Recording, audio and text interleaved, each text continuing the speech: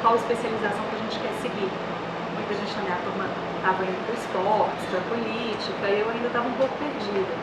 E assim, eu sempre gostei muito de estudar, sempre gostei muito de ler, gostava das revistas super interessantes, Galileu. E na época, conversando com uma amiga, ela me falou que existia um escritório da revista Ciência hoje, lá no Instituto de Ciências Biológicas, no ICB da UFMG. Era uma sucursal coordenada pelo jornalista Roberto Carvalho, e ele produzia matérias para Ciência hoje. Então eu resolvi arriscar. Fui lá, conversei com ele, gostei muito da proposta de trabalho e pedi para começar a trabalhar com ele colaborando. Então foi assim que eu comecei a escrever sobre ciência, né? Minhas primeiras matérias foram publicadas na revista Ciência hoje e desde então não parei. A fonte básica é o pesquisador, é onde a gente busca mesmo nossa matéria-prima. Então, normalmente as matérias sobre ciência escutam um pesquisador que está trabalhando com aquele tema, que está desenvolvendo algum experimento naquela área, mas existem outras fontes também. Quando a gente está falando, por exemplo, de política científica e tecnológica, a gente costuma conversar com os gestores, que eles são os dirigentes das instituições de ciência e tecnologia, os políticos, né, que trabalham com a área, que defendem as leis no Congresso, no Senado. E a gente sempre tenta também buscar o outro lado, né? Sempre que possível a gente tenta entrevistar pessoas, né? Buscar aqueles personagens que vão ser impactados por uma nova tecnologia ou que já utilizaram um novo medicamento. Então a gente também tenta buscar esse contraponto sempre que possível. Na verdade, assim, existem algumas especializações em jornalismo científico e eu aconselho muito para quem realmente deseja seguir nessa área, se especializar no jornalismo científico, vale muito a pena, porque você vai aprender mais não só sobre o jornalismo em si, mas sobre a ciência, como funciona a ciência, e isso te ajuda a escrever o texto. Agora, isso não é algo que é um limitador, digamos assim.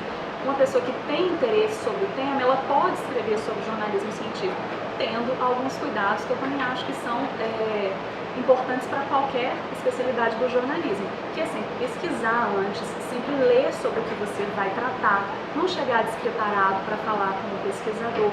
São cuidados que a gente, como jornalista, sempre deve ter, mas no jornalismo científico isso é ainda mais forte, porque são temas que às vezes não estão tão próximos da gente, então é muito difícil você improvisar uma pergunta para determinado assunto. Então esse estudo prévio, essa preparação é fundamental no jornalismo científico.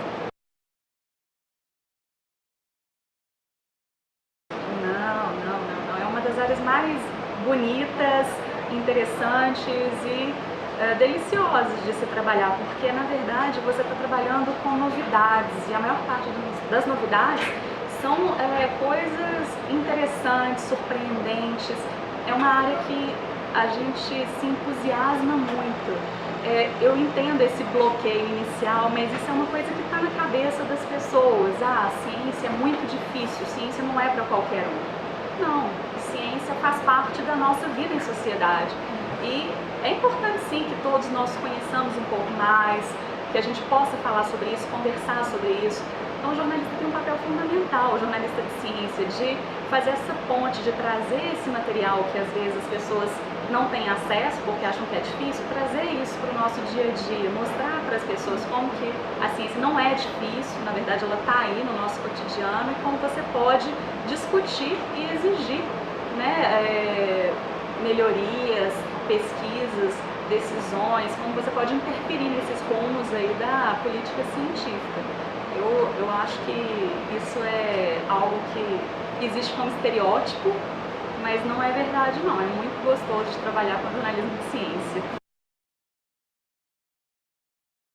Bom, às vezes é realmente um desafio, como você disse, porque nós somos jornalistas, não somos físicos, não somos matemáticos, então assim, vamos estudar o assunto e conversar com o pesquisador para juntos chegarmos a um texto que vai ser compreensível para o público que não lida diretamente com aquilo, mas que também não é um texto bobo que está diminuindo ou simplificando demais o que o pesquisador está fazendo. Então tem essa negociação. Agora, o jornalista de ciência, ele pode trabalhar em qualquer editoria, cobrindo o tema. É uma discussão muito grande até que existe se realmente deveria existir uma editoria fixa para a ciência ou se esse material de ciência deveria vir espalhado pelo jornal. Por exemplo, no caderno de política, você discutir uma votação no Congresso sobre uma nova lei que vai regular o uso ou não de células tronco-embrionárias nas pesquisas. Ou no caderno de esportes, você fazer uma reportagem sobre os avanços mais recentes para tratamento daquela lesão que o jogador sofreu. Então, assim, há espaço, que não necessariamente naquela editoria fixa. Aí é a mesma forma como cada veículo vai tratar do tema e como vai aproveitar esse profissional. A gente tem discutido muito, assim, como que a imagem auxilia na compreensão de um texto de ciência. E as nossas observações mostram que eles são muito interessantes, sim, para que essa compreensão seja melhor. A gente tem tentado usar mais infográficos, porque o infográfico o objetivo do infográfico é apresentar uma informação de uma forma mais lúdica, simples e atraente. Então, às vezes, algo que você gastaria uma página para tentar descrever, com um infográfico bem trabalhado, bem bonito, você passa aquela mesma mensagem. E por uma plataforma impressa, fica muito mais bonito, né? Muito mais interessante de se ver. Então, assim, o infográfico é fundamental. Para o jornalismo científico em si, para disponibilidade de informações sobre ciência, eu acho que é muito interessante, porque você começa a ter novos personagens falando sobre ciência na internet, principalmente pesquisadores que antes, por não fazerem parte desse sistema de comunicação, não tinham muita voz. Hoje na internet a gente vê um número muito grande de blogs de ciência comandados por jornalistas. E são blogs de uma qualidade muito interessante, são cientistas, falei cientistas, né? Blogs comandados por cientistas. E são pesquisadores que vão colocar ali no blog os resultados das pesquisas, o que eles estão fazendo, às vezes algum dilema ético.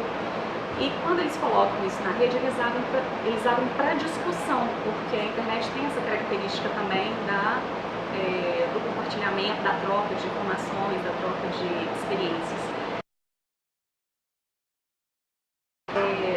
Eu aconselho primeiro a pesquisarem as revistas das fundações de amparo à pesquisa.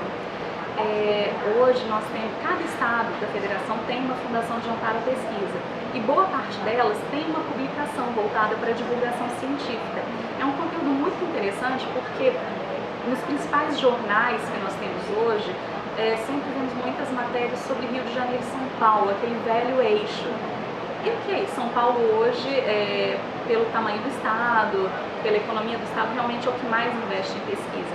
Mas existem várias outras coisas interessantes sendo feitas em outras regiões. Então, essas revistas que dão foco na produção regional são muito interessantes para você ter uma ideia do que está sendo feito no Brasil como um todo. Todas elas, boa parte delas são gratuitas, estão disponíveis, então acho que pesquisar essas revistas seria uma forma interessante de começar a conhecer um pouquinho sobre o que é feito na área de divulgação científica. O jornalismo científico é um aprendizado diário, não só sobre a profissão do jornalista, mas sobre outras áreas.